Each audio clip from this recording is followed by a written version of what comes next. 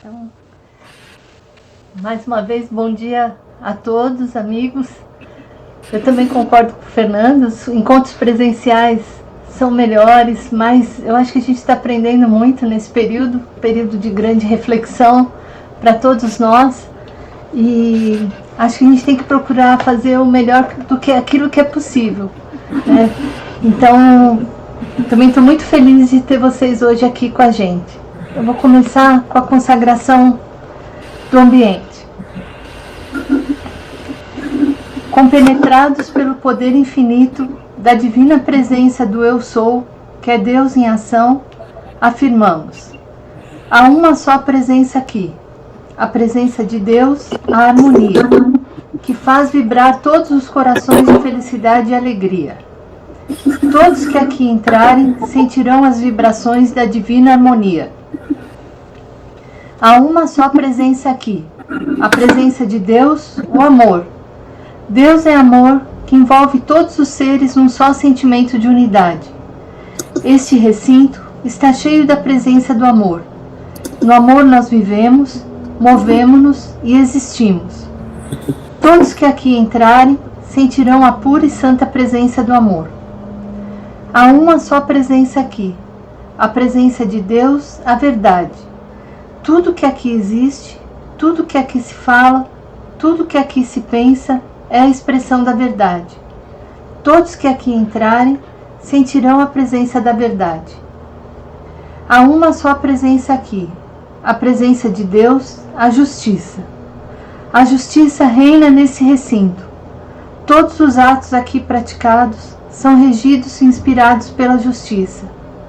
Todos que aqui entrarem sentirão a presença da justiça.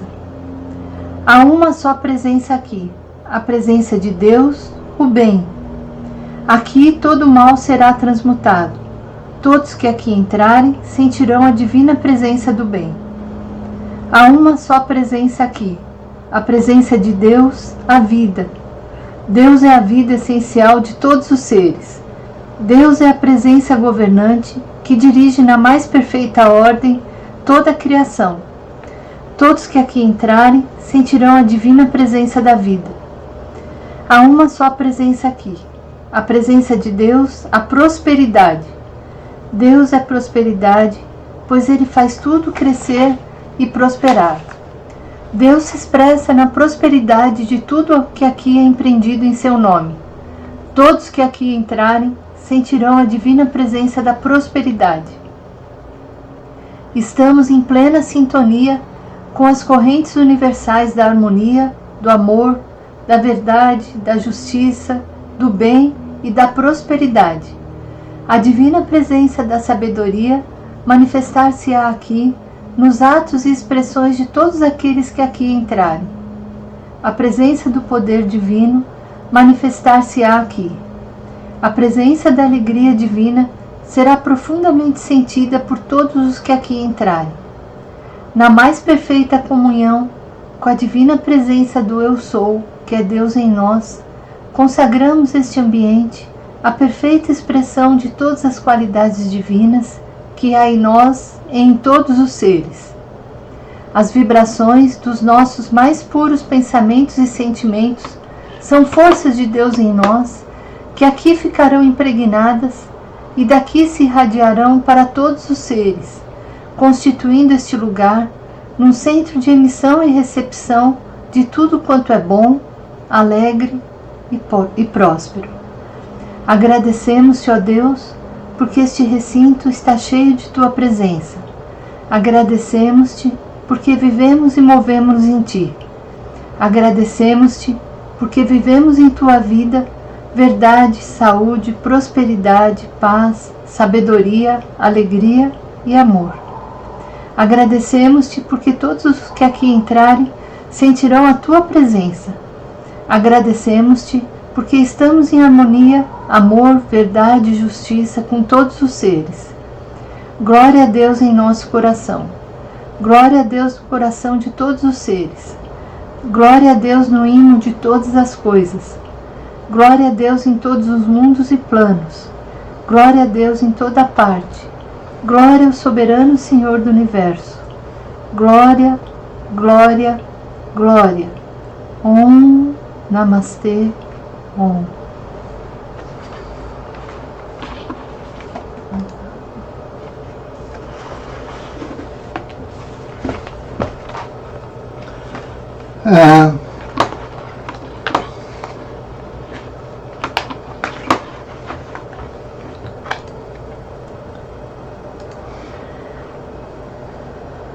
Bom,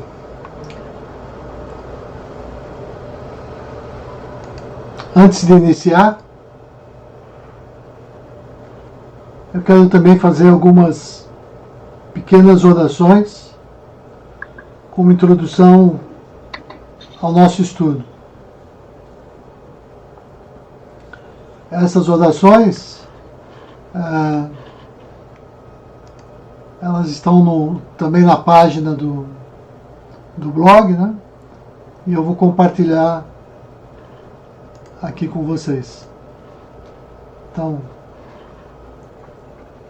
oração para o bem-estar universal. Om Namaha Sri Parama Rishibhyo Yogbhyaha Shubhamastu Sarva Jagatan. Om. Saudações aos grandes rishis e yogis. Que haja bem-estar em todos os mundos e planos. Samasta Siddhi Sampana Hardeshwara Purashtwara Prataye Sarva Lokebhyaha Shubham Nityam Bhavatu Iti. Invocamos a graça do soberano morador do coração, de infinita realização, para que o bem-estar eterno floresça em todos os mundos. Saudação aos mestres espirituais. Asmat Gurubhyo Namaha, Asmat Parama Gurubhyo Namaha, Asmat Sarva Gurubhyo Namaha.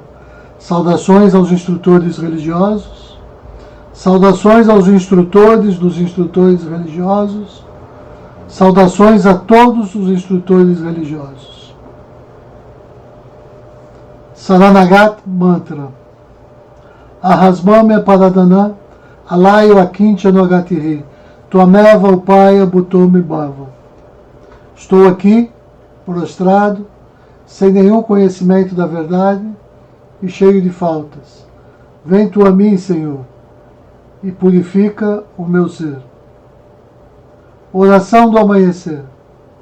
Senhor, no silêncio desse dia que amanhece, venho pedir-te a paz, a sabedoria, a força. Quero ver hoje o mundo com os olhos cheios de amor. Quero ser paciente, compreensivo, manso e prudente. Quero ver além das aparências os teus filhos, como tu mesmo os vês, e assim não ver, senão o bem em cada um. Cerra os meus ouvidos a toda calúnia. Guarda minha língua de toda maldade.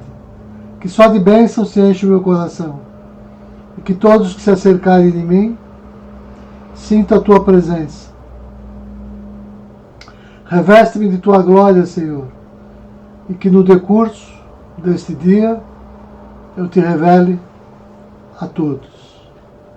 Om, Hrim, Shrim, Klim, Ain Saúro. Om, Shri Yoga Devyai Namaha.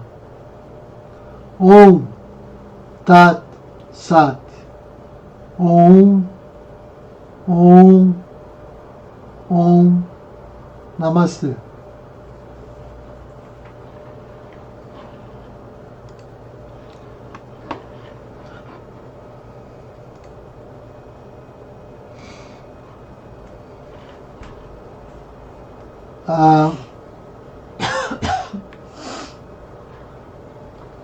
Bom, nós estamos lendo o texto do Siddhartha Ribeiro, o Oráculo da Noite, né?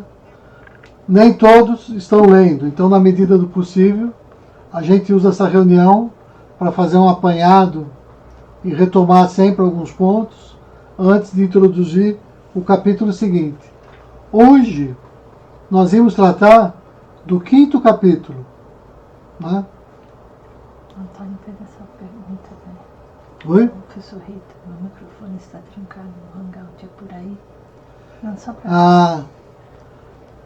O professor Rito... Está me ouvindo? Estou ouvindo, Rito. Está perfeito. Ok, consegui. Obrigado. Nada, tudo certo. Bom, retomando aqui essa introdução, né? Nós hoje vamos tratar do 5º capítulo. E eu me preocupei bastante para hoje. É claro que é uma troca, nós aprendemos uns com os outros todos. Mas hoje, em especial, eu prestei atenção na orientação da Ani. Não sei se eu vou atender completamente o que ela me pediu, ou se em parte eu vou frustrá-la, mas o que eu sei é que eu estou fazendo esse esforço para conciliar o pedido dela e também com os próprios ideais do nosso grupo, né? E eu preciso começar lembrando que esse é um grupo de estudo que foi formado desde 2007, teve várias formações, começou na UFRJ, no Largo São Francisco, foi para a Praia Vermelha, depois o Francisco visitou o nosso grupo e finalmente a gente inaugurou lá em Ipanema o nosso grupozinho, e várias pessoas foram chegando, saindo e formando outros grupos, e essa é a constituição de hoje. Mas o que caracteriza o grupo é a mensagem da Bhagavad Gita. Né? Ou seja, o nosso grupo era um grupo que pretendia entender o que é a Gita, a mensagem universal que ela traz e colocar isso em prática. Né? Então, o que é a Bhagavad Gita?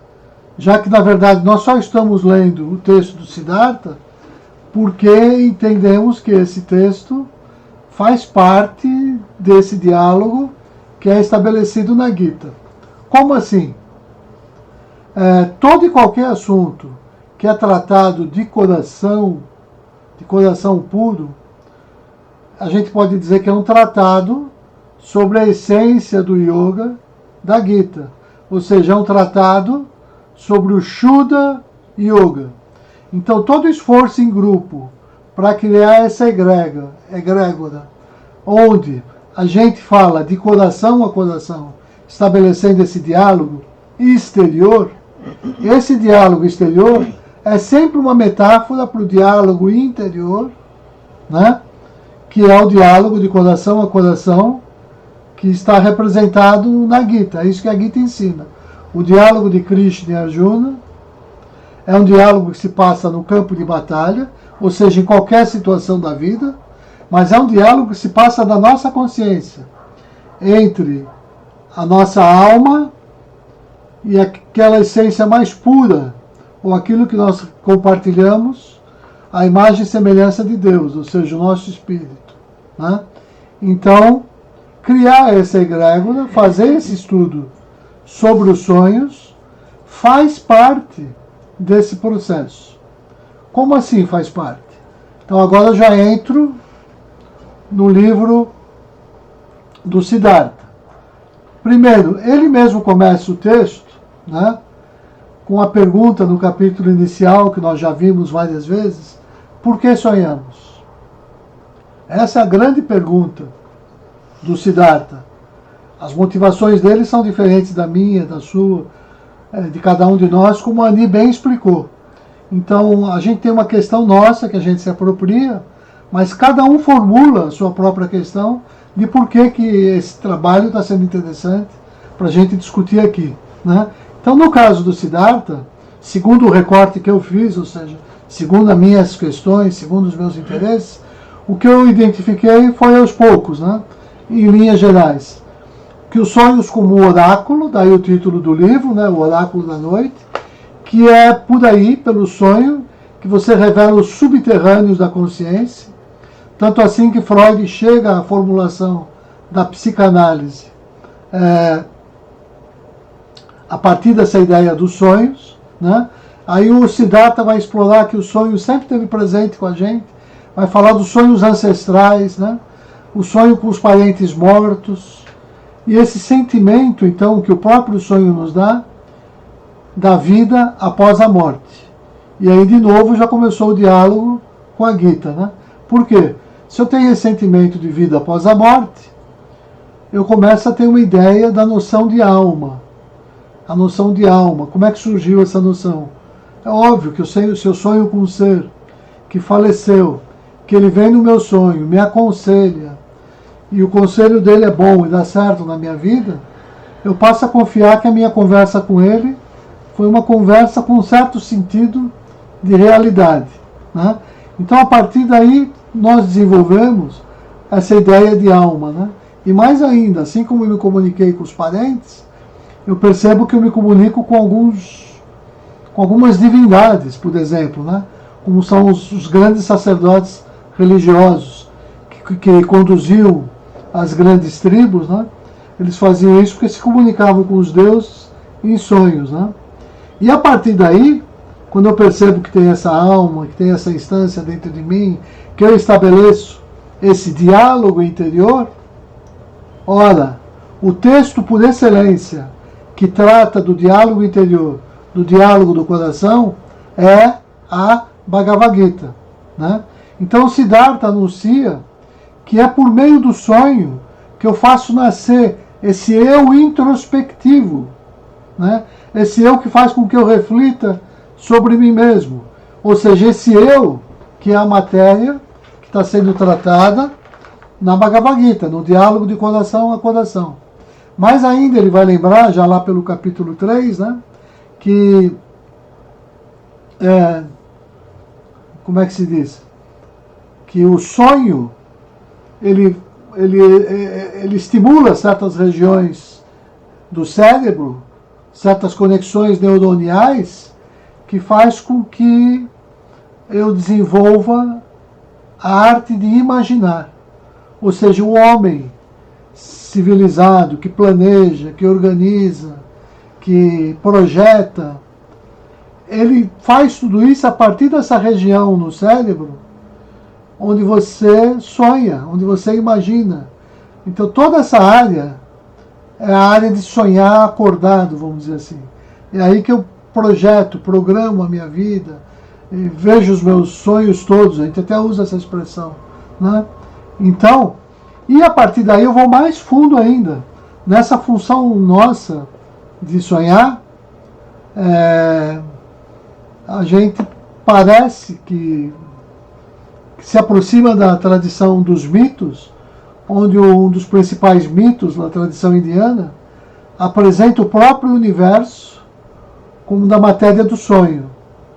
O universo é o sonho do Senhor Vishnu. Como é que essas coisas se dão? Se nós somos a imagem de Vishnu, como é que a gente herda essa faculdade? Como é que a gente desenvolve essa faculdade? Aí o chinês, eu lembro que a gente comentou nos outros encontros, nos últimos 2 encontros pelo menos, Zhuangzi, ele fala do sonho dele com a borboleta. Ele não sabe se é um homem sonhando que é uma borboleta ou se agora ele é uma borboleta que só está sonhando que é um homem, que ele está em sonho ainda, né? Então o sonho sempre teve essa coisa, dessa esfera que relaciona bem uma linha tênue entre o real e o fantástico, né? Que é o que também dá a ele credibilidade e tira dele a sua credibilidade. Tanto assim que nós vimos, o sonho foi desqualificado na descrição que o Siddhartha faz lá no final do 3º capítulo, a partir dos sonhos de Santo Agostinho. E depois, séculos mais tarde, São Tomás reforça que nem um sonho assim que antecipa uma verdade futura, nem esse sonho deixa de ser perigoso, porque o sonho é quase que uma expressão por si só de heresia, né? Então, isso ficou muito mais claro depois do sonho do John Hus, ou Hus, não sei como é que se pronuncia, né? Aquele que foi decapitado pouco antes de profetizar que em 100 anos viria uma águia, Lutero, e que essa águia não seria decapitada. E o interessante é que 100 anos depois, o Frederico, né, o imperador, o rei, sei lá como é, naquele império onde estava Lutero, que ele o protegia, Frederico sonha que o Lutero, no sonho é uma mistura de Lutero com o próprio apóstolo Paulo, né? Sugerindo aí a ideia de reencarnação, que o Lutero seria em reencarnação do Paulo, né? Então essas verdades e meias verdades que faz do sonho uma coisa confortável ou desconfortável, né? Que te leva ou de um pesadelo ou de uma verdade inconveniente, né? Isso é tratado no quarto capítulo, né? E lá no final você avança. Aí eu dei um exemplo, eu lembro que eu dei um exemplo, quando a gente tratou disso, a Ani me chamou a atenção, né? O exemplo do professor Filgueiras, que é um dos maiores cientistas que eu conheço, e para ele desenvolver a ciência, segundo esse olhar que ele acredita, ele praticamente inibiu completamente a faculdade desculpa, de sonhar. Ele não sonha. E outras pessoas ao contrário, né? O sonho de Kekulé, que alguém lembrou, o sonho de Mendeleev, é o que inspira você a se relacionar com a ciência. E no capítulo 4, assim foi com Jung, né? Jung sonha com a estrutura da psique e a descoberta do inconsciente. Esse é o grande exemplo que o Siddhartha nos traz, né? Então, eu acho que assim a gente chega agora ao capítulo 5º, que é o que a gente vai tratar hoje, né? Que eu vou fazer uma rápida discussão, já, porque essa introdução já foi bastante longa, para a gente poder estabelecer aquilo que é mais importante, que é esse diálogo, para depois no final, se possível ainda hoje, a gente fazer uma síntese, um apanhado, né? Com as conclusões desse nosso encontro. Então, eu quero lembrar que, sem dar muitas explicações, já que nós temos um grupo de discussão no WhatsApp, eu compartilhei lá 2 ou 3 vídeos, que na verdade são sinopses de um mesmo filme. Esse filme dialoga com tudo que a gente vai discutir nesse capítulo de hoje, como também dialoga sobre os capítulos anteriores. Então a sinopse está lá. Para quem não assistiu, deixe sugestão, como sugestão. São sinopses curtas, diferentes, 3 sinopses do mesmo filme, né? Tratando sobre esse tema, que é um filme muito interessante, que acho que é de 2002, 2003. E também enviei um poema que, ao que tudo indica, tem essa característica de falar da importância dos sonhos no limiar da experiência da morte, que é quando tudo isso se intensifica radicalmente na fase próxima da morte, né? Então,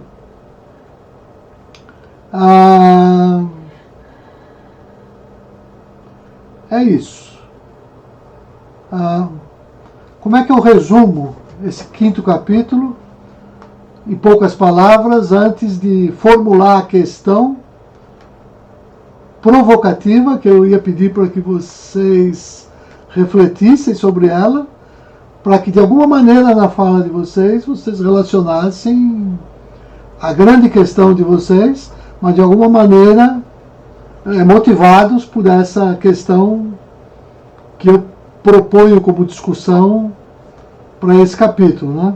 Então, no capítulo 5, que ele fala sobre o desenvolvimento dessa capacidade de sonhar, desde a criança até o idoso, né? Na verdade, um grande argumento dele é que o sonho é uma espécie de roteiro de ficção científica. E ele mostra também, às vezes, que o sonho pode ser entendido como uma espécie de viagem astral ao mundo dos mortos, mas é também um modo e um meio que a gente utiliza, como construir um ambiente mental para construir a nossa própria identidade. uma identidade que nos possibilita desenvolver um aprendizado sobre a realidade.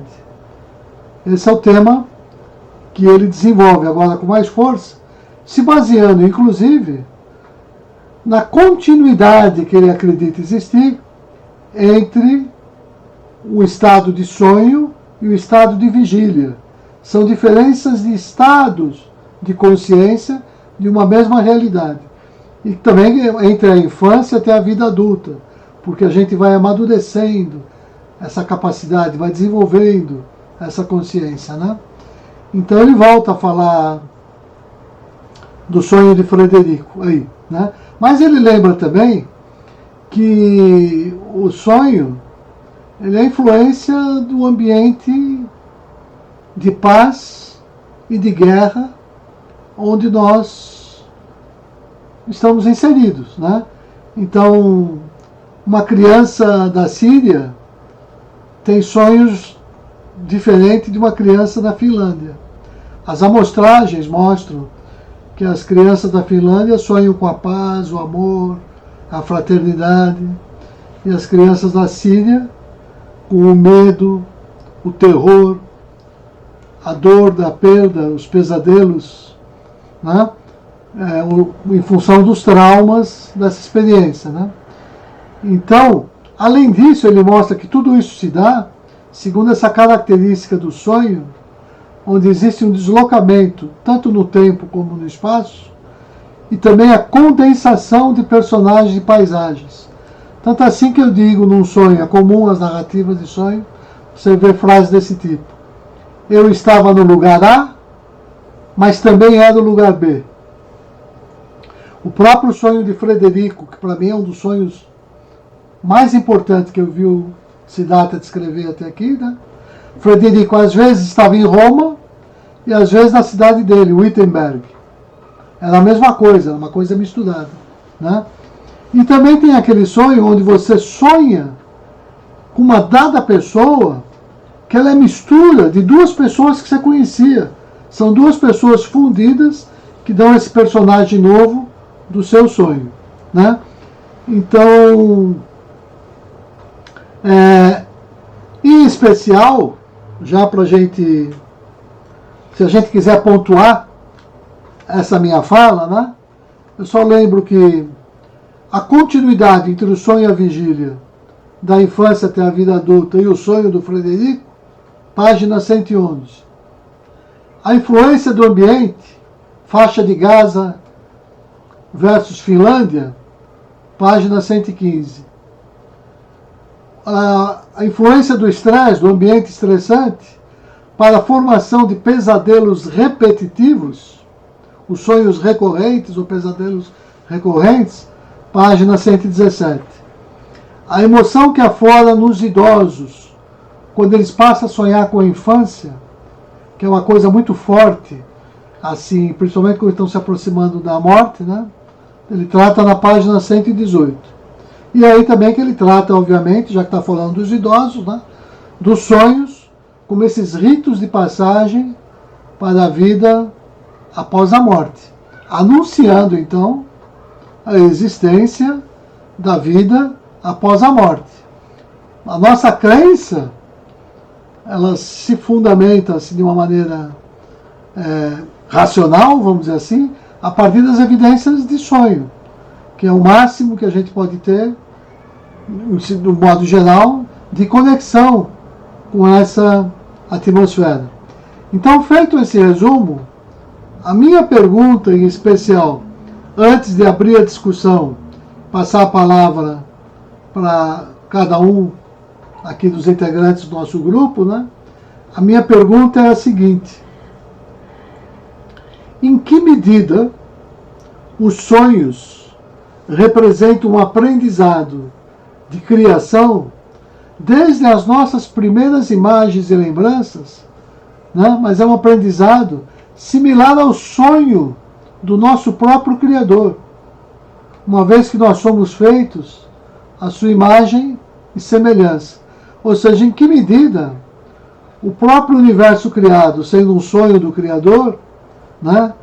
Em que medida os nossos sonhos não são aprendizado desse mesmo processo, e quem sabe se um dia nós não seremos os deuses de um universo que nós mesmos criamos, que serão habitados por uma série de seres que estarão dentro da nossa consciência, assim como hoje a nossa consciência está dentro dessa consciência que nos criou / sonhou, né? Então, essa é uma parte da pergunta, né? E um outro modo de fazer essa mesma pergunta é lembrar, em que medida, se for pensar no cinema como criação, em que medida o roteiro dos sonhos não representa um projeto de criação de um filme, onde, além de personagens, nos tornamos o próprio diretor, criador. Em que medida se dá a continuidade da linguagem cinematográfica, que define tanto os sonhos como o estado de vigília, tal como se deu, por exemplo, com Frederico, em sua relação com o Lutero, que só não morreu por causa desse sonho de Lutero. Então,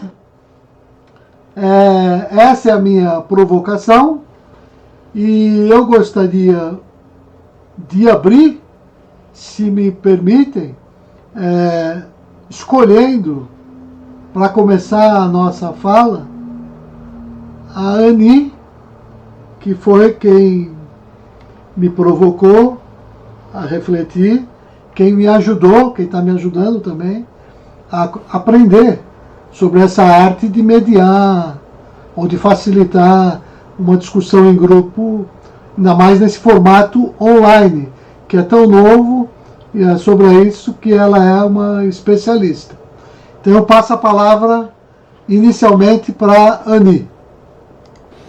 Bom dia a todo mundo, bom dia aqui de secretário, eu estou aqui cheia também de problemas para mim instalar aqui no meu home office.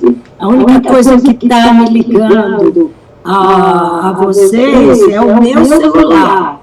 E esse celular que eu tive que botar um número novo da Oi, porque aqui não tem cabo de internet que chega aqui. Então eu não sou uma especialista, como o Rui falou, estou cheia de dificuldade, mas consegui me conectar a vocês. E fico muito feliz de estarmos conseguindo, porque eu também valorizo demais o presencial. Eu acho que a egrégora se faz no presencial, mas, como a Mônica já falou, se teria reiki à distância, tantas coisas que a gente consegue emanar e as pessoas receberem à distância, eu acho que está sendo possível e a gente está aprendendo, né? Eu tinha, para esclarecer, porque o Rubinho esclareceu qual foi a conversa que nós tivemos após a nossa última reunião. Ninguém presenciou, então está todo mundo assim, boiando, sem saber o que é que a gente conversou. Eu, na verdade, fiz algumas colocações no grupo, que eu estou me especializando nessa parte de ensino à distância. E eu sinto que isso é muito revolucionário. A gente, quando eu falo revolucionário, que teve o antes e o depois, né? Eu acho que é o ACDC, né? Antes do corona e depois do corona. Eu acho que essa questão desse tipo de comunicação, ele tem na sua estrutura questões diferentes. Então, do que tem no presencial. Quando a gente está no presencial, a gente se interrompe, se coloca. E aqui nós temos que obedecer a um determinado rito, um determinado protocolo. Cada um fala uma vez. Então, eu tinha sugerido ao grupo, já há umas 2 reuniões atrás, que houvesse umas perguntas motivadoras da nossa discussão pelo seguinte, porque eu, por exemplo, aqui não tenho livro. Então, nós fazemos parte de um grupo de estudo, mas, vamos dizer, eu não tenho livro. Aí eu poderia dizer assim, vou faltar à reunião. Mas isso não quer dizer que eu não vá aprender e não vá poder dar alguns inputs dentro da minha vivência anterior de vida em relação aos sonhos. Mesmo não tendo lido o livro, o capítulo 5, mas respeitando o Siddhartha. Eu não li, mas ele tem alguma coisa a me dizer que eu estou muito interessada. Tá? Então, essa pergunta motivadora, cada um de nós vai responder com a sua verdade, com a sua vida, com o seu aporte de experiência, mas não necessariamente está no livro. Inclusive, que eu não sei exatamente o que está no livro. Fiz algumas anotações aqui que o Luiz comentou, desses estados de consciência, entre o virtual e a realidade. E as perguntas que foram feitas, as duas perguntas que foram feitas, elas foram um pouco longas para eu anotar, mas eu percebi que tem alguma coisa da relação dos meus sonhos pessoais com esses estados de consciência virtual e realidade, e qual é o aprendizado que está embutido nisso. E mais uma outra questão é sobre essa questão do roteiro dos sonhos. Eu acho que essas duas perguntas ficam muito difíceis para eu responder, porque, como eu já revelei a vocês, eu sou uma pessoa que eu sei que eu sonho, mas fora um sonho que eu tive essa semana, que eu consegui me lembrar, que foi com uma filha, com a Sabrina, que teve coronavírus, tá? E que não me deixou visitá-la, me deu um monte de coisas, assim, tipo, não aparece por aqui, você me deixa nervosa com essas suas questões, de querer vir me atender, me cuidar, me deixa, porque ela estava preocupada que eu não pegasse coronavírus, mas quem estava com coronavírus era ela. Então eu vim aqui para o secretário e estou preocupada com ela, apesar de que ela me disse que está bem, ou seja, ela está se recuperando, ela teve febre, ela teve falta de ar, teve tudo. Mas ela não precisou ser hospitalizada. E eu não a vi, então eu não sei exatamente a gravidade da situação. E ela, para não me preocupar, também não me disse. Então eu fiquei sonhando com ela. E o curioso, assim, é que eu não sonhei exatamente com essa realidade que eu estou comentando com vocês. Também é uma realidade interpretada, que eu não a vi. Eu sonhei que ela estava bem, não estava com coronavírus, quer dizer, fica difícil dizer, porque eu acho que de vocês todos aí, eu fui a pessoa que disse que eu não me lembro dos sonhos. Até eu preferia, Rubens, que você, quando fizesse a pergunta, você mesmo iniciasse com um depoimento seu, tá? Para mostrar mais ou menos uma linha do que você está querendo. Não que eu queira opinar sobre o seu sonho, não é? Mas em que medida você quer que seja desenvolvida a fala, porque eu estou com dificuldade.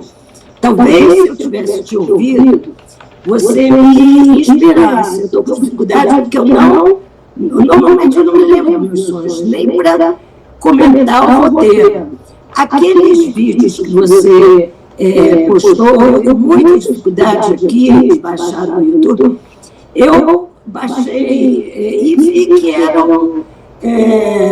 não era um filme completo, né? Então eu fiquei muito em dúvida do que você gostaria que fosse feito.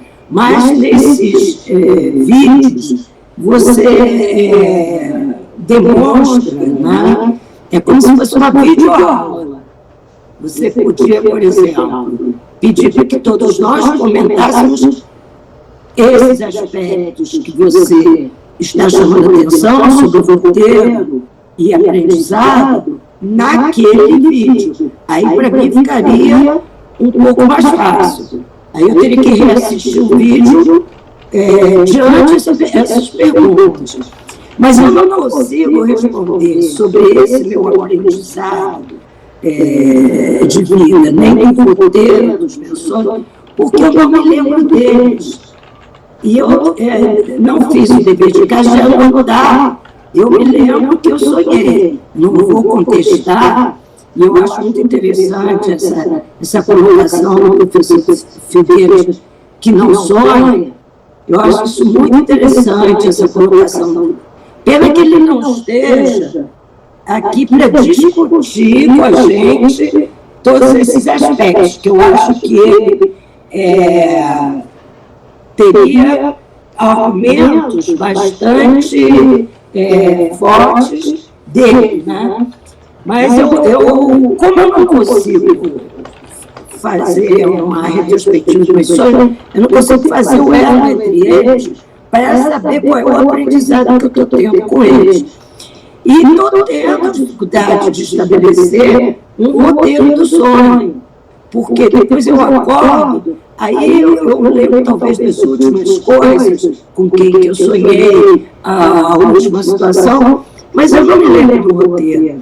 Aí eu fico um pouco com dificuldade. Eu preferia, depois de toda essa catarse aqui, eu queria ouvir a Cássia, você, e no final, se eu tivesse alguma coisa para apontar, aí eu voltaria a falar, tá bom? Mas essas duas perguntas que você colocou, eu tenho dificuldade de responder assim, de chofre, dentro da minha vivência. Tá? Quero ouvir vocês. Então, deixa eu continuar nessa função de mediar a discussão. Primeiro dizer que eu estou felicíssimo com a sua participação e que essa reflexão sua, na verdade, é a reflexão de 90% ou 95% de todos nós. Tanto assim que esse livro do Siddhartha, se ele é importante, é porque ele está apontando para esse aprendizado que nós descuidamos na nossa civilização.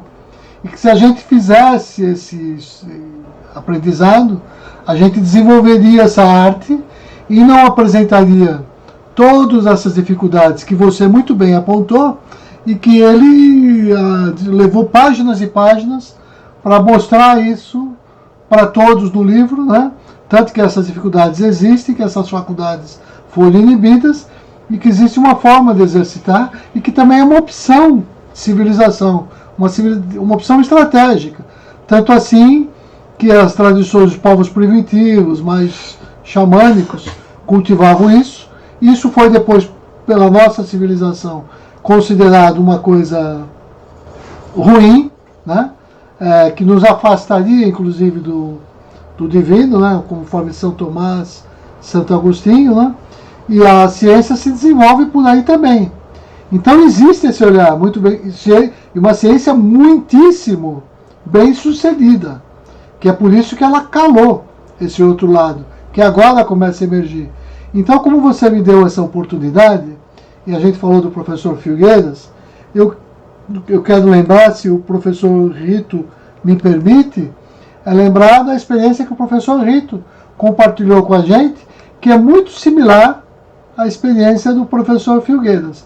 Aliás, até isso parece um gancho para que eu passasse, nesse momento, a palavra ao professor Rito, se ele quer tecer algumas palavras, para que depois a gente siga avançando um pouquinho mais nessa discussão. Está me ouvindo? Está me ouvindo? Me lembra um pouquinho que foi que eu te falei. A gente falou sobre tanta coisa ontem. O que eu te falei de sonho? O que você me disse foi o seguinte, que quando você era muito criança, você até sonhava. Sim. Mas que você não sonha mais. E que, aliás, esse é um assunto que você nem sabe se é um assunto que te interessa, na medida em que não faz parte da sua vida.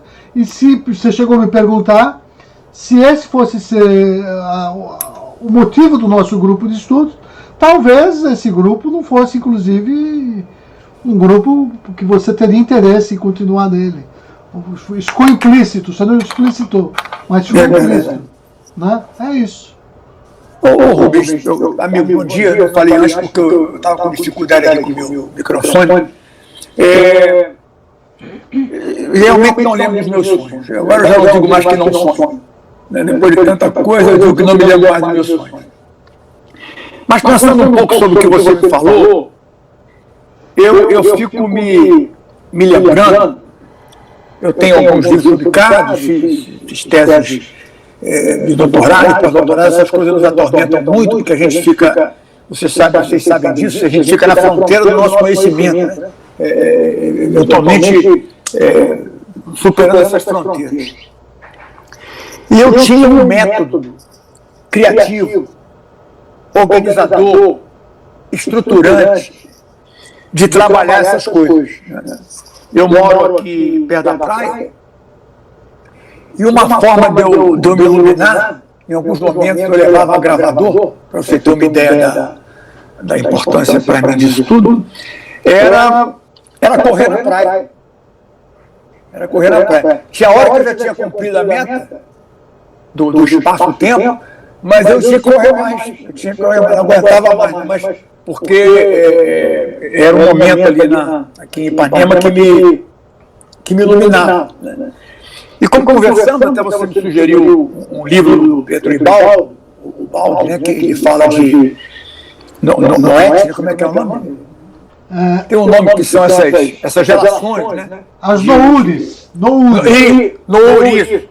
Então, até andei dando uma olhada aqui e passo a me convencer que essa coisa do sonho, colocada com essa maneira ampla, que você está nos mostrando, premonições, inspirações, mensagens, né?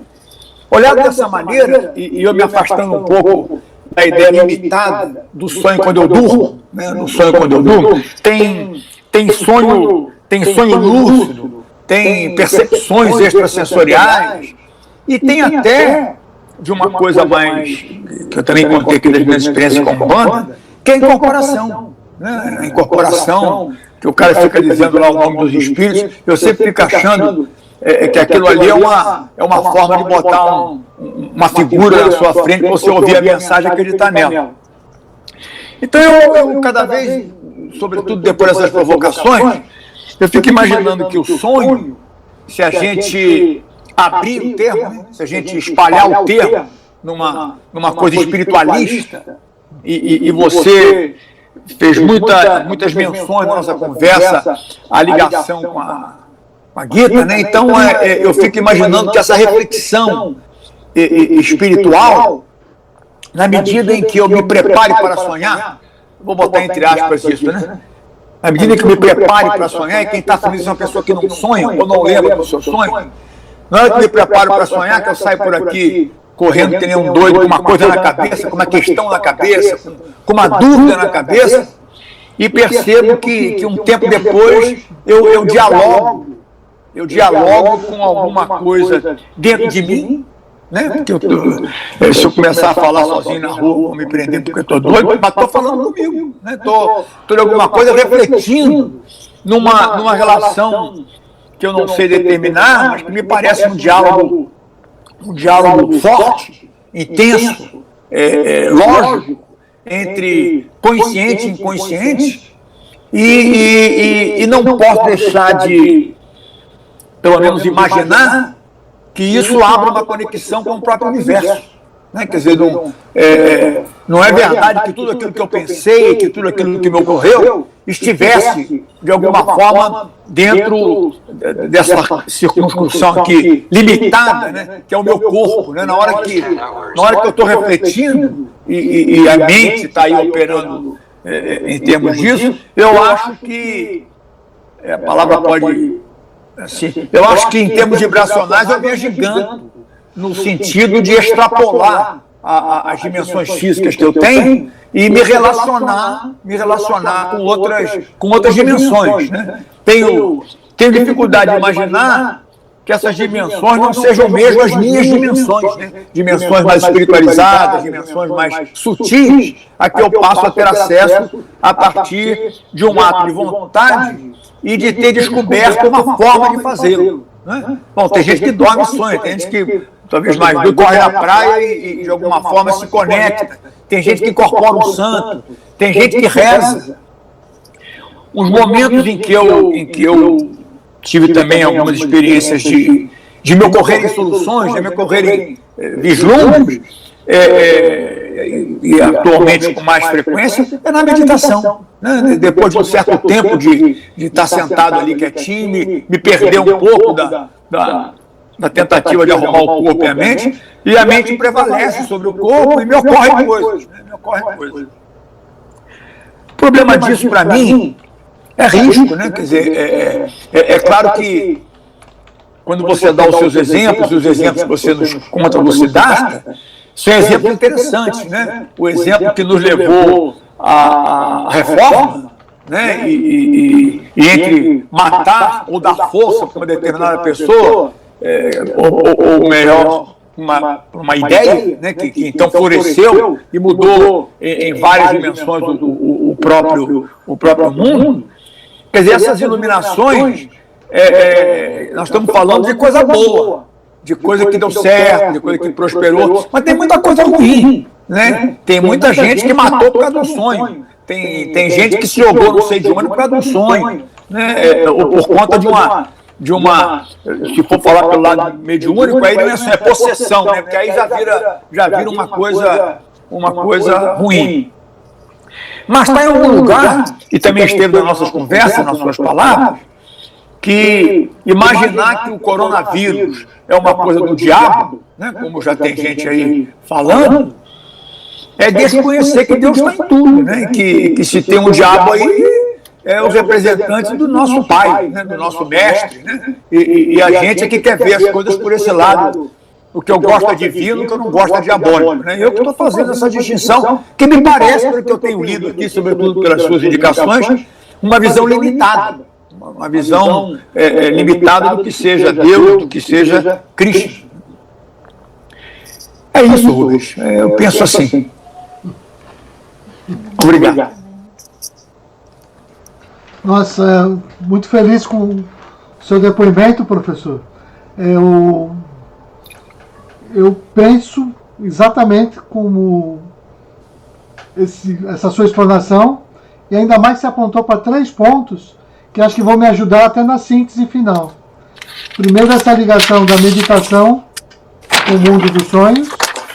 Segundo, essa ligação dos sonhos como extensão do real, que pode se dar por diferentes modos. Depende de cada um, essa experiência que é meio mística, religiosa, estado alterado de consciência, se dá de vários modos, no seu caso até correndo pela praia, com certeza, né? E essa lembrança importantíssima e fundamental, e que legitimou a escolha do Ocidente, para que a gente tomasse muito cuidado com os sonhos. Porque do mesmo modo que um sonho bom encaminha para o bem, um sonho mau pode ser o fim de tudo, um desastre verdadeiro. Porque grandes decisões são tomadas de maneira equivocada por causa do sonho enganador. Eu acho que o próprio Descartes, ele se utiliza de uma expressão parecida quando ele fala do Deus enganador, que é aquilo que nos impede de chegar à verdade e à certeza. Então, eu estou de perfeito acordo.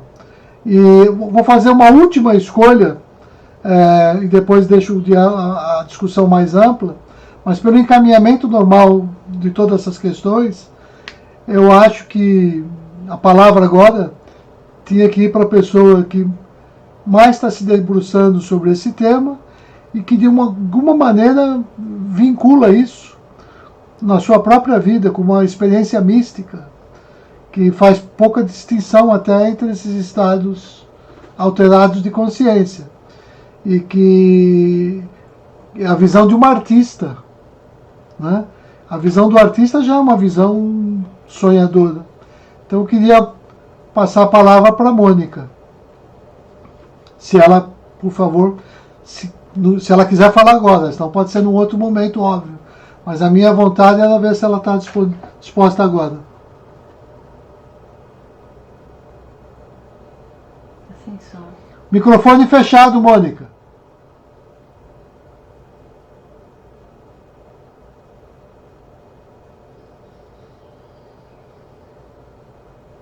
Esse aqui não tem chat, vamos ver. Põe agora? Sim, perfeito, Mônica. Ótimo. Tá. Bom dia, né? Bom dia. Primeiro de tudo, eu também quero louvar os médicos, né? Porque a gente fez essa reza toda pedindo paz e eles estão num momento de muita dedicação, né? Então, eu quero também pedir uma bênção para todos os médicos que estão ajudando a nós todos, a população. E aí, pegando o gancho do Antônio, né, que eu gostei muito da parte da Umbanda, né, porque eu acho que essa coisa de incorporar é uma maneira que a gente tem de refletir, de nos ajudar também a ver que somos múltiplos, né, e que tem outros seres aí que podem se apossar, né, do nosso ser, do nosso momento, né, e de momento, é que nem, me lembrei agora do filme até do Divaldo, dos obsessores, né, de quem tem vício, né, às vezes o cara, né, você pensa numa coisa, aquilo é uma onda, né, uma onda, a pessoa que quer beber, aquilo é uma onda, porque aquilo passa, né? Uma onda. Então, se você se agarra naquela onda, se você não sabe distinguir como os sonhos, né? Até anotei aqui, você falou do sonho ruim, né? Que tem pessoas que se matam. Você tem que refletir sobre o que você sonhou. Você tem que ter essa conversa, né? O diálogo com você mesmo, na verdade, né? Quer dizer, porque se for bom, você vai fazer? Não, você também vai refletir, né? Que bom, eu sonhei aquilo, então vou né? Será que esse sonho vai vir de novo, essa luz vai vir de novo, né? Se for uma coisa boa, ou se for ruim, né? Será que isso está me mostrando o quê? Isso pode ser uma morte de alguma coisa que você não queira mais, né? De um vício, de uma pessoa que está te fazendo mal, de alguma companhia, até de não comer certas coisas, né? Agora vou evitar o açúcar, né?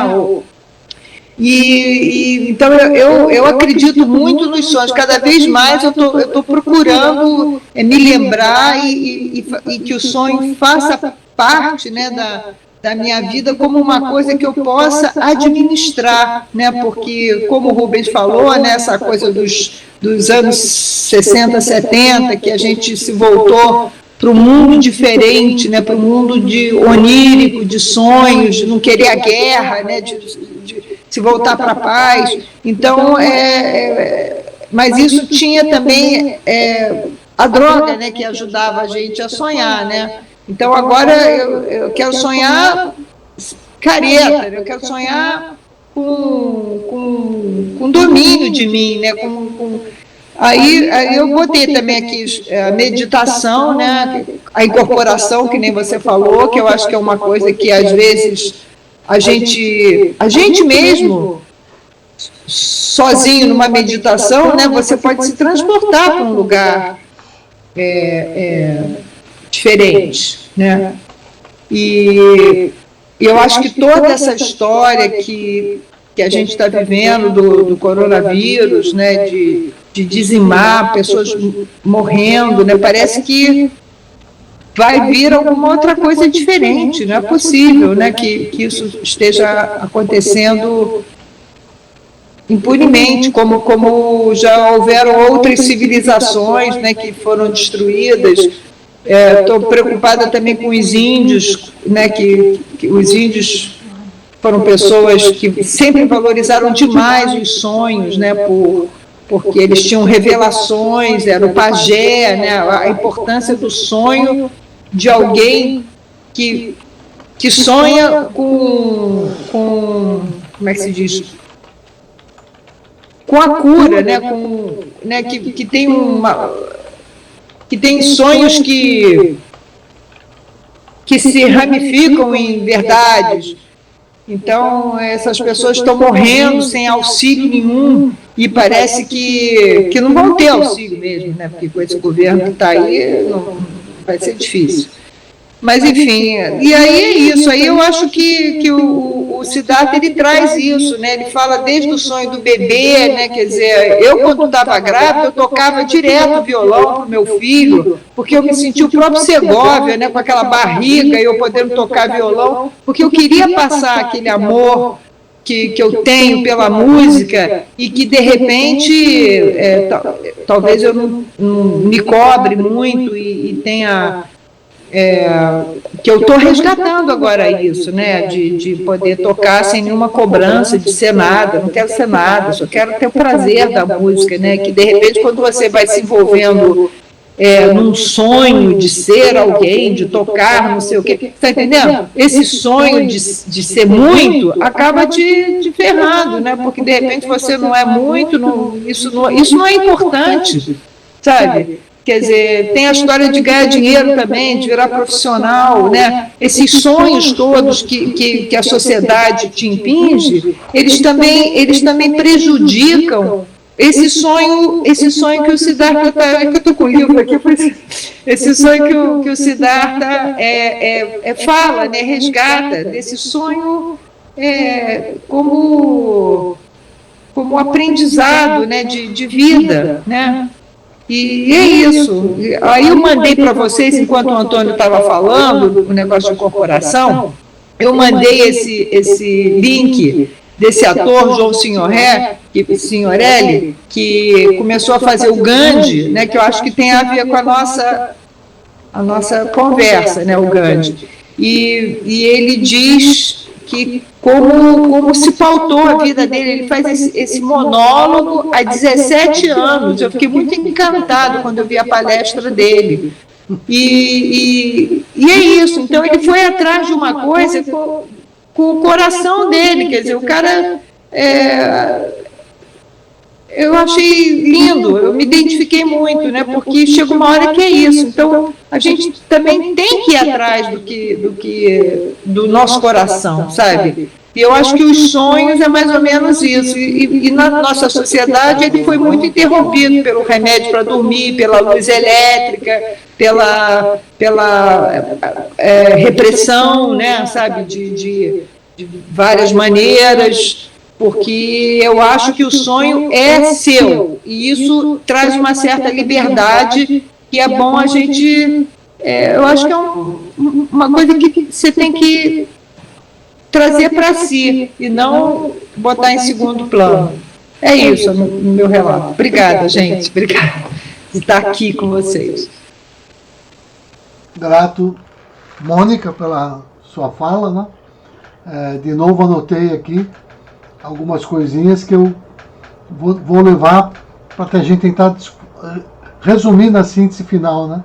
Que lembrança bonita essa ideia dos índios e a preservação da Amazônia via os sonhos dos pajés e os seus sonhos de cura, né?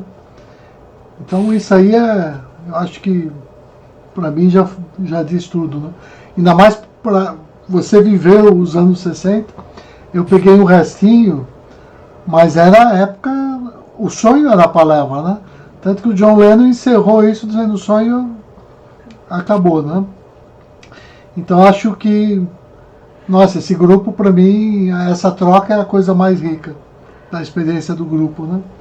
E aí, assim, querendo dar sequência, se ninguém tiver oposição, eu queria muito começar pelo outro casal aqui presente, né? E pelo Fernando, na verdade. Porque ele sempre traz os contrapontos, ou então um olhar que a gente não esperava, né? Então, não sei se ele quer falar alguma coisa. Se quiser, fica à vontade, Fernando. Ouvindo aí um professor que eu não conheço, não tive o prazer de conhecer pessoalmente, mas é uma honra estar na sua presença também. Ouvir o que o professor falou, o professor Antônio, a Ani, a Mônica, como sempre, maravilhosa. Hoje eu vou me ater a escutar. Eu falo demais e eu vou agora escutar, porque eu perdi os dois últimos encontros. Sim. Perdido Não, eu prefiro que você fale, porque você está participando e aos pouquinhos eu vou me soltando mais. E aí, Rubens? Fernando tá tímido, ele ainda não engrenou. Bota o microfone ali. Ele ainda não engrenou, mas olha, gente, eu vou falar uma coisa para vocês. Espetacular. Estou aqui viajando nas palavras que cada um trouxe, não só a respeito, como o professor Rito falou, a respeito de ser uma possibilidade de expansão espetacular, né? O que a Mônica trouxe dessa liberdade, que parece aquele último recanto de liberdade, né? Que é você com você mesmo. E a questão da reflexão, que quando o Rubens fez a pergunta, quando o professor Rito falou sobre o perigo, né? Que é uma coisa que está sempre rondando os dois lados da moeda, né? A gente tem sempre essa opção, na verdade, e uma angústia muito grande vem quando eu pensando por mim, eu estou sempre buscando o bem, mas pensando como humanidade, a liberdade significa isso, você optar por qualquer coisa, e é isso que a gente está vendo, infelizmente, a nível nacional e, enfim, em várias partes do mundo. Quer dizer, a liberdade humana continua sendo um grande mistério e, ao mesmo tempo, a superação das opções que redundam em sofrimento e dor, elas vão dando uma pista do que você deseja. Quer dizer, essa questão da reflexão pessoal, da decisão pessoal do que é bom para você, do que você quer ver no mundo, quer ver a paz, quer ver a alegria, quer ver a irmandade entre os povos, entre as pessoas, isso pode ser considerado, isso é muito louco, a gente já falou sobre isso, pode ser considerado uma opção pessoal. Outras pessoas, assim como na tríade indiana, elas estão aí para fazer o papel da destruição, da morte, da violência. Quer dizer, isso tudo é muito complicado, muito profundo.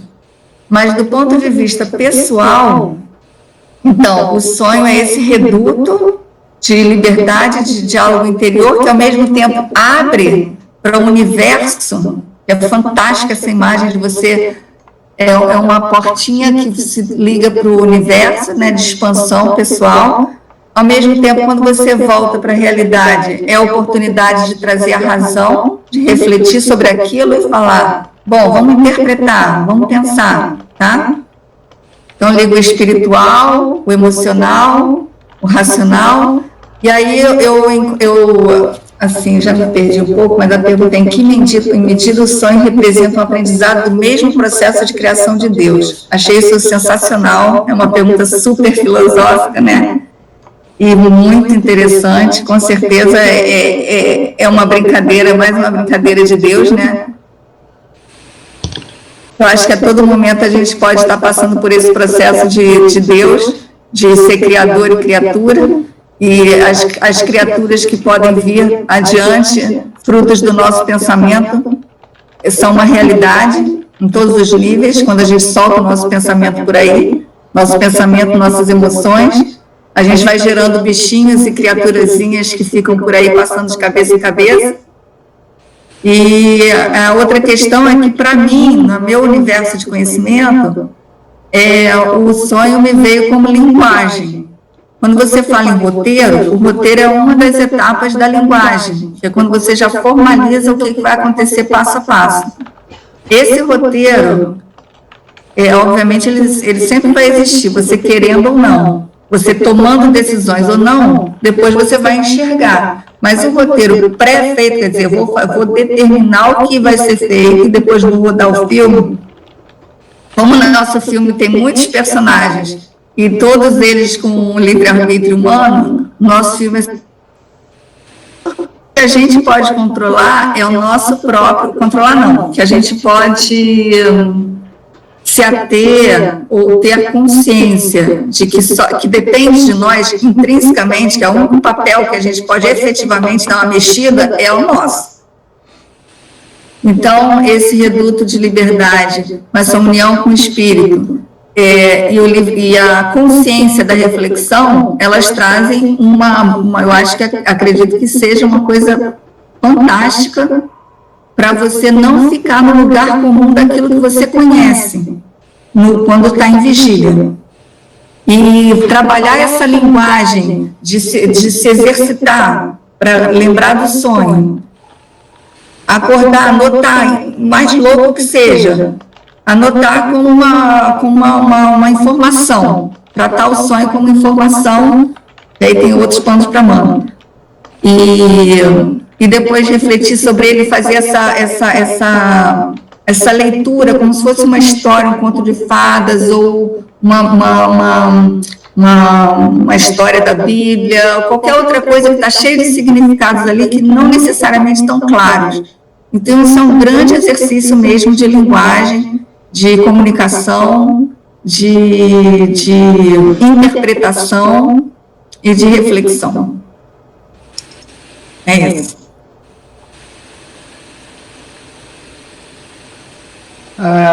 Outra vez, muito feliz, né, tanto com o silêncio que fala muito do Fernando, com as palavras da Silvia, né, que eu anotei aqui. Os dois me deram insights para depois no final fazer o resuminho da síntese, conforme a Ani orientou, que tem que ter esse fecho e que o ideal é que ele seja feito no próprio dia, quando tudo está fresquinho, né?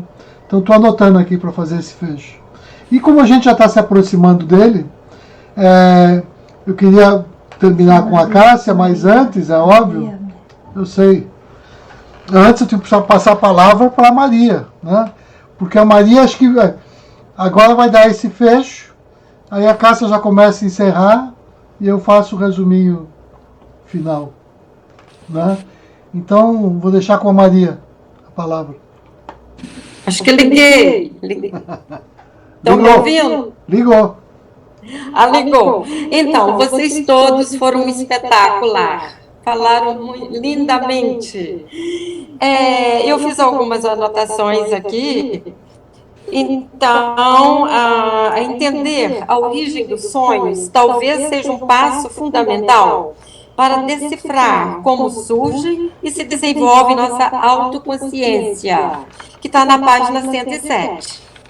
Depois, sonhar é um aprendizado lento e gradual, que provavelmente começa no útero materno, com a formação das primeiras representações sensoriais na fronteira do corpo com o mundo exterior. Página 117. Então, o sonho, para mim, é uma mensagem.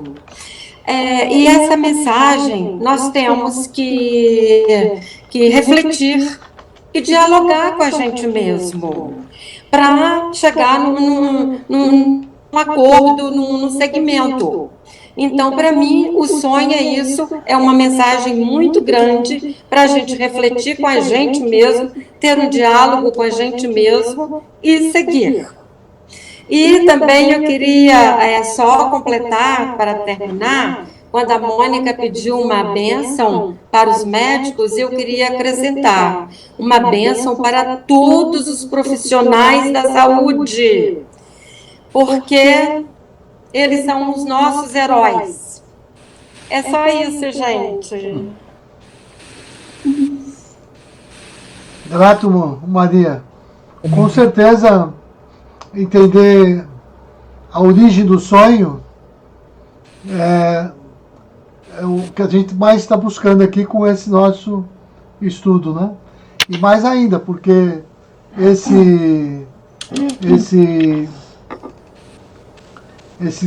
essa origem é o que vai nos colocar na fronteira entre os universos interior e exterior, né? Como você bem lembrou também. Então, eu acho que eu, da minha parte, estou satisfeito com a fala de todos, né? E antes de encerrar, vou só passar a palavra. Depois, quem quiser, fica livre para complementar com o que quiser. Agora, antes disso, eu queria que a Cássia, né, fizesse as palavras finais, assim, dessa etapa de discussão, antes de fazer a síntese. Mas depois da Cássia, se alguém tiver alguma colocação, aí livremente é só pegar o microfone. Quem quiser falar, fala. Quando as falas se acalmarem, aí a gente faz o fechamento. Então, vou passar a palavra para a Cássia.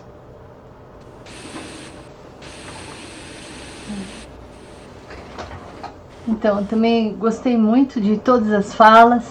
Cada uma acrescenta uma coisa importante, né, para a gente refletir sobre essa questão dos sonhos. E aí, acho que eu vou falar um pouquinho da experiência que eu estou tendo durante esse período da Covid-19, que a gente sabe, né, que quando a Mônica falou, o que será que está por vir de tudo isso? Será que a gente vai ter uma sociedade um pouco melhor?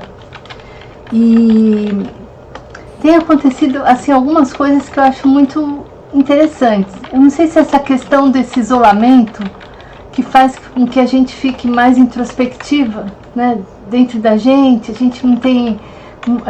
eu não gosto muito de assistir televisão, porque aquilo lá ainda me causa uma certa tristeza quando eu vejo tantas coisas acontecendo. Muita gente, por exemplo, a Mônica falou dos índios, a Amazônia, né, sendo totalmente destruída nesse período, uma coisa que é tão importante para o nosso país e para o mundo. E eu tenho assim ficado muito centrada naquilo que eu preciso fazer agora. Eu tinha conversado com vocês que eu estou naquele grupo para produção de álcoois, desinfetantes para os hospitais da UFRJ, os 9 hospitais, e também tratando das doações. E eu tenho essas últimas semanas, eu tenho acordado até mais cedo do que o normal, porque o dia é muito intenso. Realmente o dia me faz ficar centrada em muitas coisas que eu preciso de alguma forma realizar para que o trabalho não perca o seu objetivo principal. Porque são muitas pessoas trabalhando juntas e eu tenho que coordenar tudo isso, é bastante complicado. Mas às vezes eu fico me perguntando quando é que eu começo a sonhar. Porque, por exemplo, quando eu acordo pela manhã, eu costumo sempre, ou pela madrugada, eu costumo sempre me colocar muitas questões daquilo que eu gostaria de realizar, não só para mim, mas pensando no mundo como um todo, porque essas mudanças mexem com a gente e elas estão acontecendo de uma forma tão intensa que às vezes eu me sinto como sendo a humanidade está sendo testada de todos os lados. Até pra gente, assim, para mim que era muito importante as reuniões com o Francisco, ele ter adoecido, também é como se ele me falasse: vocês estão prontos, vão em frente. A gente sabe, a gente tem muito conhecimento. O importante é a gente colocar esse conhecimento à prova de aquilo que a gente acredita. Então tem acontecido algumas coisas que, quando eu acordo de madrugada, eu gosto sempre de ler uma oração ou fazer uma meditação. E aí mistura essa questão da meditação e o sonho. E às vezes vem soluções que eu não esperava, assim, que elas surgissem daquela forma, naquele momento. E às vezes, depois da oração, depois dessa reflexão, da meditação, eu acabo adormecendo. E muitas vezes, por isso que eu fico confusa, foi sonho ou realidade? Porque vem a solução naquele sonho, né, naquele momento. E sempre acontece isso para mim. O mais importante é bem cedo, bem assim, 2 horas, entre 2, 3 horas da manhã, 4 horas da manhã. E isso me dá uma certeza, às vezes, que eu estou no caminho certo. Porque é tão interessante que acontece aquilo, de vez em quando alguém me liga para oferecer alguma coisa que a gente está precisando para realizar um trabalho pensando nessa questão de salvar vidas. Então isso para mim me dá a certeza de que a gente já conhece o caminho. A gente tem que perder os preconceitos, porque a gente é muito preconceituosa. A gente tem que ver que a gente tem potencial para conseguir realizar tudo aquilo que a gente quer e acredita, sem uso de drogas, sem uso de qualquer outro artifício. Porque acho que o fato de ter trabalhado muito com a questão de química, eu tenho muito medo de tomar até remédio, qualquer remédio, porque eu sei onde ele vai atuar, pelo menos parte de como ele vai atuar na gente. Então, quando a gente consegue só em sonhos, ou na realidade, ou na meditação, na ação, encontrar os caminhos para aquilo que a gente precisa realizar naquele dia, isso para mim é uma coisa fantástica. E eu tenho certeza que se intensificou ao longo dessas últimas semanas. E eu falo isso também quando eu falo da meditação da ação, porque pode ser em qualquer ação, quando a gente está cozinhando, quando a gente está limpando a casa, quando a gente está conversando com alguma pessoa. Se a gente foca naquilo que é verdadeiro, e se surge algum problema para resolver, muitas vezes isso vem em sonhos, na madrugada, na noite, quando a gente para a mente para recuperar as energias para mais um dia. Então, só queria ter colocado isso, porque para mim tem sido muito intensos esses últimos dias. E a gente percebe essa intensificação em todos os aspectos, principalmente políticos no nosso país, né? No meio de uma pandemia, a gente perdeu um ministro da Saúde que estava trabalhando super bem, agora perdeu o ministro da Justiça. Então, eu posso não concordar com eles, mas eu tenho que admirar quando eles estão fazendo um bom trabalho. É impressionante como tem pessoas que parece que perderam o foco da realidade em que nós estamos. Eu acho que o nosso papel é também a gente reforçar a nossa disciplina para colocar o pessoal para pensar realmente naquilo que é importante. É isso, gente.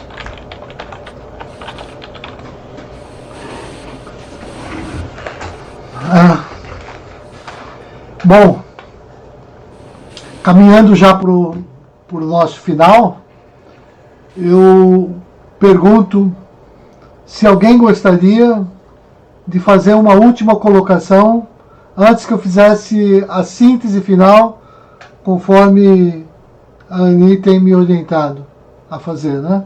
E é um aprendizado para mim, eu quero exercitar isso.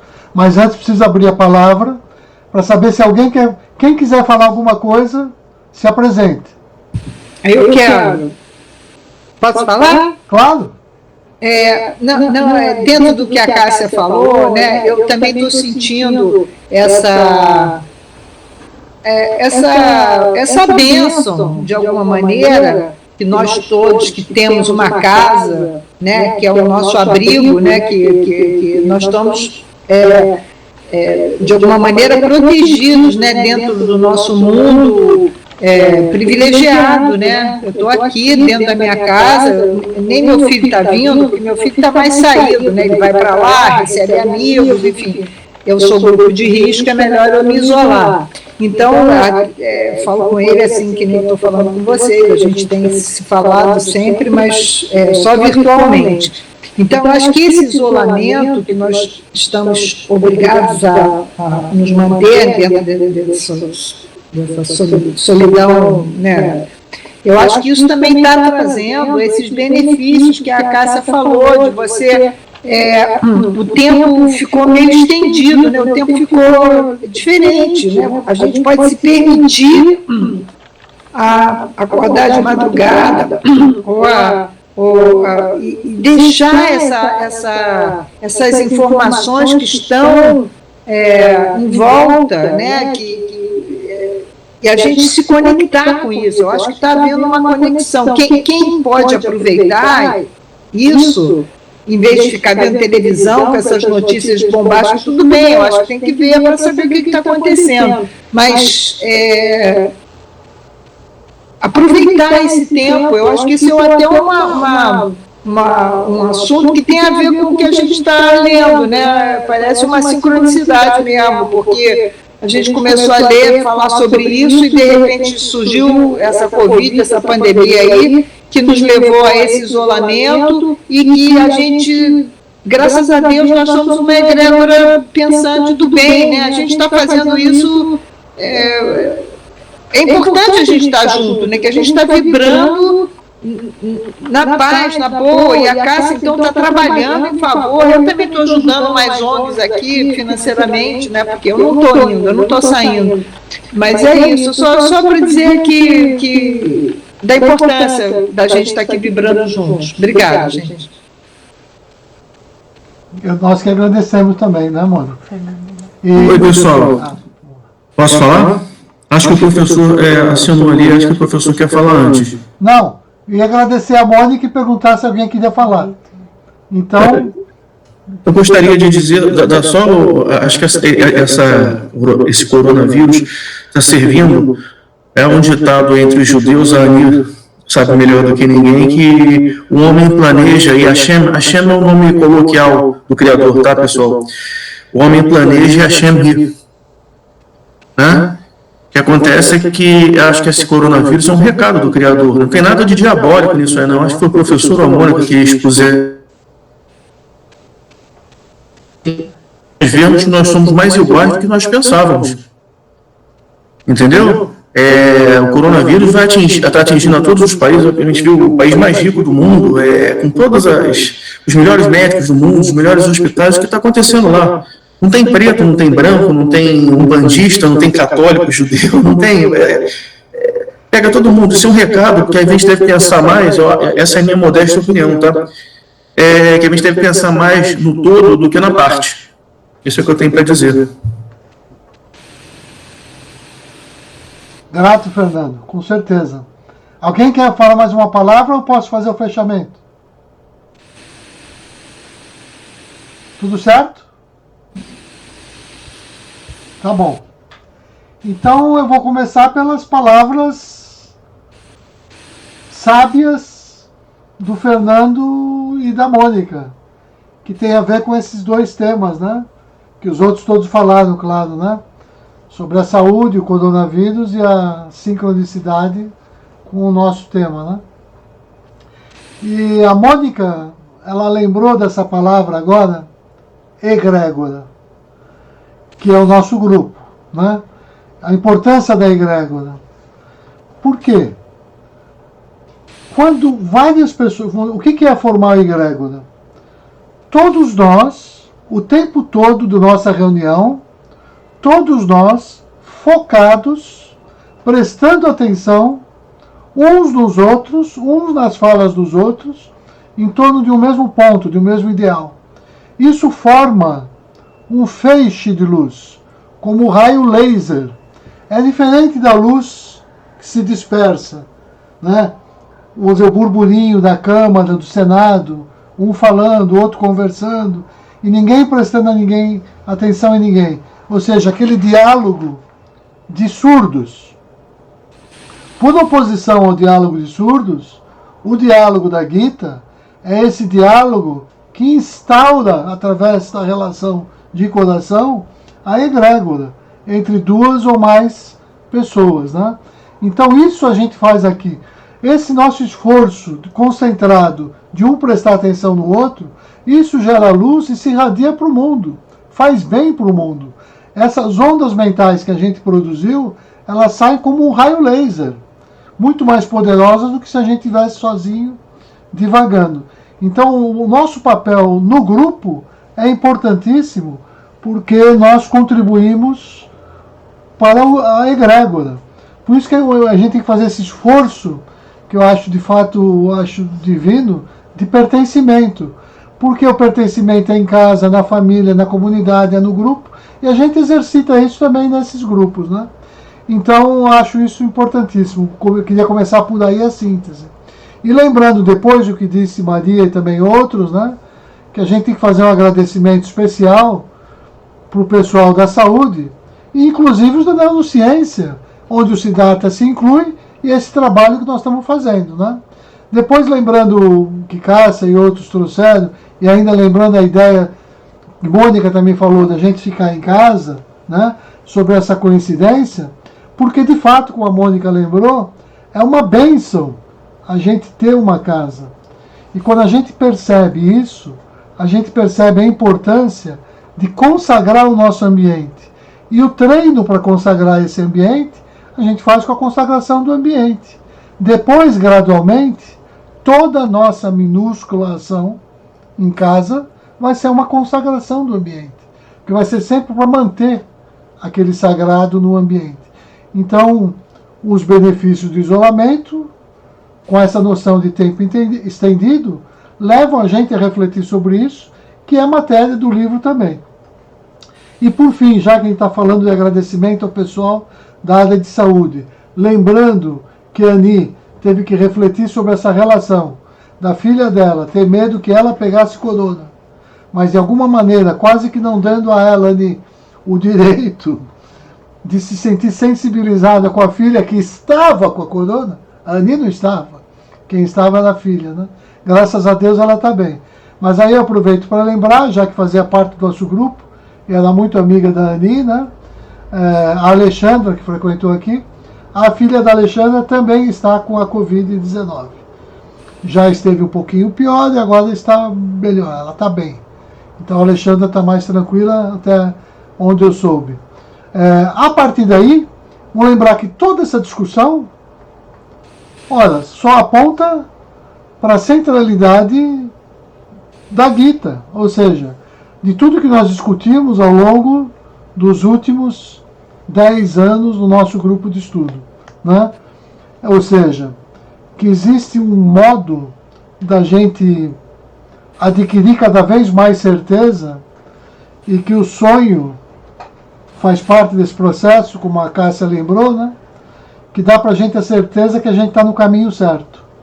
Quando eu começo a ter essas dicas em sonhos ou em coincidências da vida, que ajudam a gente nas decisões e nos projetos que a gente está desenvolvendo. Então isso também faz parte do estudo da Gita, faz parte do estudo do livro do Siddhartha, né? Até porque, como lembrou a Maria, se não me engano, né? Entender a origem do sonho para desenvolver a consciência. E esse é um aprendizado lento e gradual que vai dar na fronteira entre interior e exterior. Aí eu lembro que as palavras de abertura da Gita, as palavras de abertura são Dharma Kshetre Kuru Kshetre, ou seja, o campo interior do Dharma e o campo exterior da ação concreta, Kuru, da ação, e também o campo dos Kurus. Então, é a Gita que a gente está tratando quando se trata dos sonhos, né? E a Silvia lembrou depois, importantíssimo, do sonho como linguagem, né? De novo, na Gita, a grande tese, que também é da Bíblia, né? Do Logos, mas a Gita é do A-U-M, o OM, né? Que é da expansão desse som original que se gera no universo, né? E ainda mais que essas três letras representam o espírito, o ser, melhor dizendo, o U representa o não ser, e o M, aquela energia que estabelece a relação simultânea de identidade e de diferença entre o ser e o não ser. Ou seja, a relação dialética, que o Hegel iria trabalhar mais tarde, que já está presente na Gita, e nessa ideia de que tudo é espírito, tudo é Deus, é essa realidade, e ao mesmo tempo o contrário. Então, no meio do profano, que parece que tudo está errado, e essas duas coisas, de alguma maneira, são idênticas. Como dizia no budismo, como se diz no budismo, né, que o samsara e o nirvana são a mesma coisa. O nosso olhar é que tem que mudar para que a gente saia de um estágio e alcance outro, né? Então, essa ideia de roteiro como desdobramento do Om também está presente e se aproxima a Gita do estudo do Siddhartha, que é importante para a gente. E lembrar aqui, né, sobre esse mistério que é a liberdade humana, do Criador com a criatura, né? Eu acho que foi a Silvia que falou do sonho como essa portinha que nos conecta com as outras dimensões do universo. A ideia depois que a Mônica trouxe, essa ideia do sonho dos anos 60, né?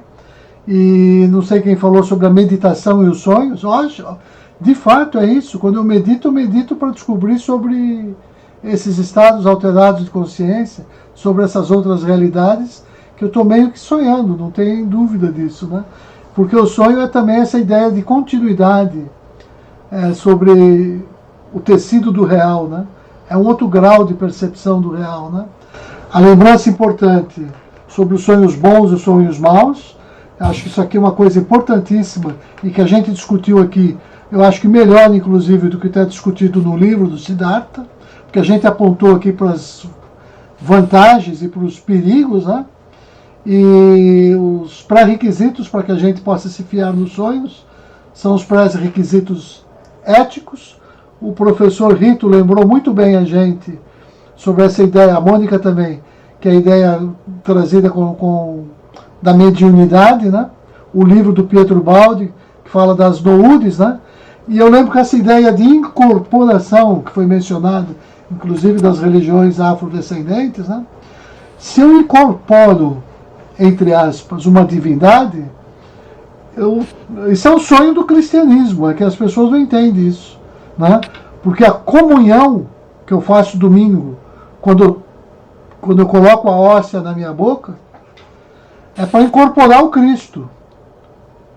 E de uma maneira tão forte, que é o corpo e o sangue do Cristo, que eu quero comungar com aquilo, né? Então isso em sânscrito também é um nome técnico, e que se chama Rishi Nyasa, ou seja, quando eu me tornei um instrumento perfeito, afiado e supraconsciente, não inconsciente. Esse é o problema das possessões. Mas supraconsciente, de que eu sou uma antena conectada com a divindade e a serviço dela, né?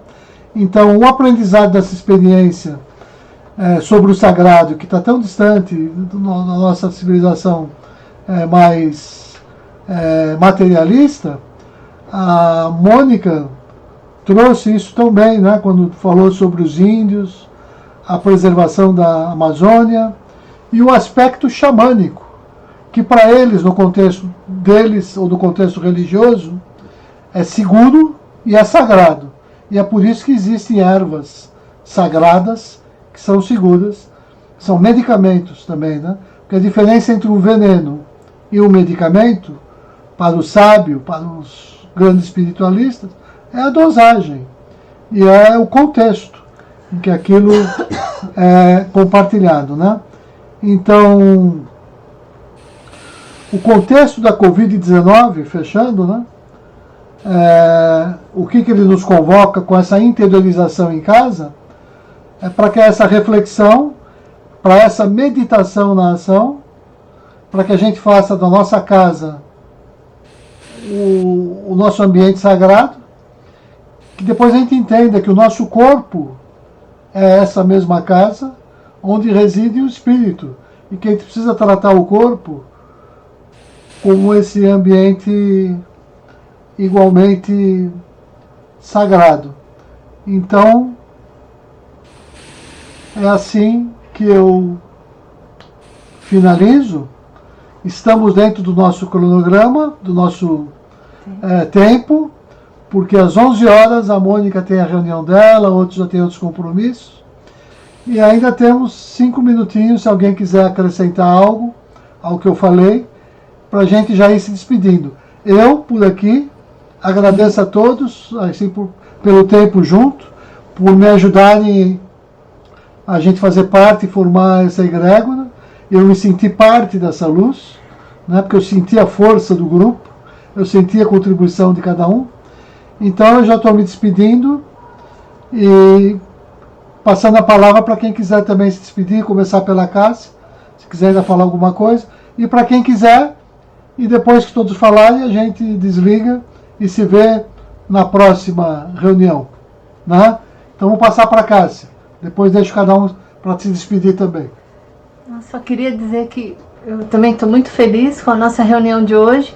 Agora só falta o lanchinho. Vai ficar para as reuniões presenciais. Namastê. Saudade. Saudade. Eu quero agradecer muito aqui a oportunidade e esse compartilhamento. Muitas felicidades a todos. Oi, posso falar? Claro. Eu quero agradecer também a todos. E Rubens, aquele vídeo que você mandou do Francisco, que eu achei muito comovente. A primeira música, tem uma hora que fica um tempão em silêncio, assim, uns 5 minutos. Aí aquela música, aquela é uma música só. Eu queria tanto ouvir de novo, sabe? Não tem como tirar aquele pedaço, não? Tá entendendo o que eu tô falando? Editar o vídeo, né?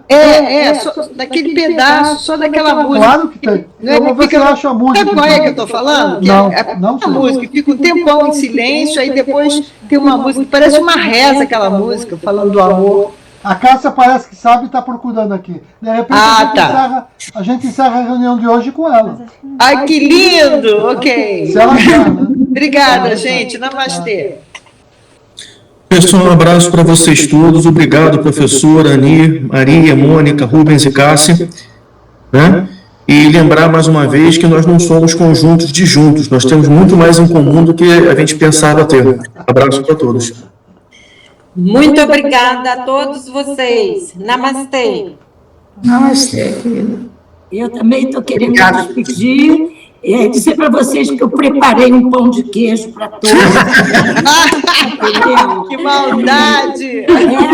Manda para o Bruni. Dando a olhos vistos com essa de preparar esses lanchinhos para todos, e eu estou aqui. E falar para o Fernando de uma curiosidade, né? Que eu fico assim pensando, quando tiveram as 10 pragas, e a última, que foi a única que atingia os humanos, que as outras eram plantações, era o ambiente, meio ambiente, né, sendo devastado, e a última praga seria atingida para atingir os humanos. E essa praga, ela fez com que todo mundo tivesse que ficar recluso em suas casas.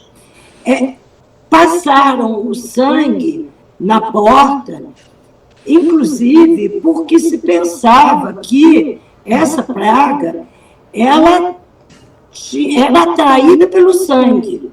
Por isso que colocava-se nos umbrais do lado de fora, para que a praga se alimentasse daquele sangue que estava lá do lado de fora e não entrasse dentro da casa.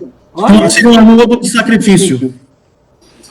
Você pode interpretar assim como sacrifício a Deus, você pode interpretar sobre demônios, mas se a gente olhar sobre essa forma de um vírus ou que uma bactéria que atingiria os humanos, o que ficou disso é que as famílias tiveram que ficar dentro das suas casas.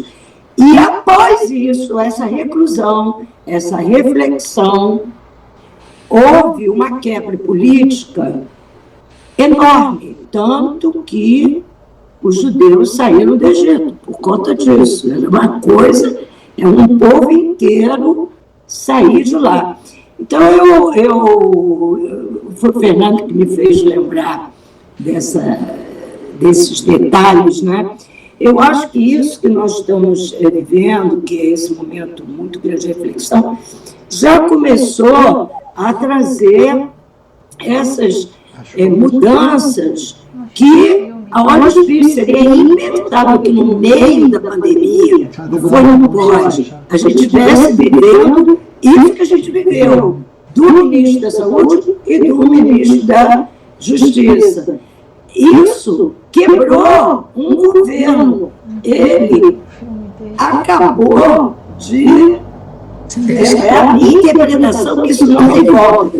É claro que nós vamos ter que esperar acabar a pandemia para ver a saída do Egito, entendeu? O faraó quebrou. O faraó acabou. Então, nós vamos ter que ver como é que vai ser essa nossa liberdade. Eu acho que depois de cada um de nós fique colocando seus sonhos, seus melhores sonhos nesse momento. Eu tenho ficado muito quieta aqui, isolada. Eu estou estudando coisas novas, sabe? Para poder ajudar com o meu conhecimento científico. E faz parte desse sonho, esse tempo, porque também eu não estava preparada. Então, eu estou aproveitando que é difícil, porque com tantas coisas acontecendo no nosso redor, a gente não fica concentrado. Mas o sonho está começando a ter um vetor. Eu agradeço muito as falas de hoje, elas foram muito ricas, vocês são realmente pessoas que me complementam, tá? Cada um a sua fala, porque a coisa é autêntica mesmo. Eu namastê para todo mundo, tá? E eu depois digo como é que estava o pão de queijo, né? A gente vai fazer também. Uma receita maravilhosa. Depois eu passo para vocês, polvilho doce, creme de leite e queijo parmesão, nada mais. Só isso. Lindo. Eu tenho massa leve no congelador. Beijo para vocês. Beijo. Olha só, não conseguimos achar a música hoje, né? Mas eu vou procurar para o próximo encontro. Não consegui achar hoje. Tá? Muito obrigada, gente. Poxa, ótimo domingo, ótima semana. Amém. Namastê. Namastê. Namastê. Namastê. É bom esse programa Hangout, né?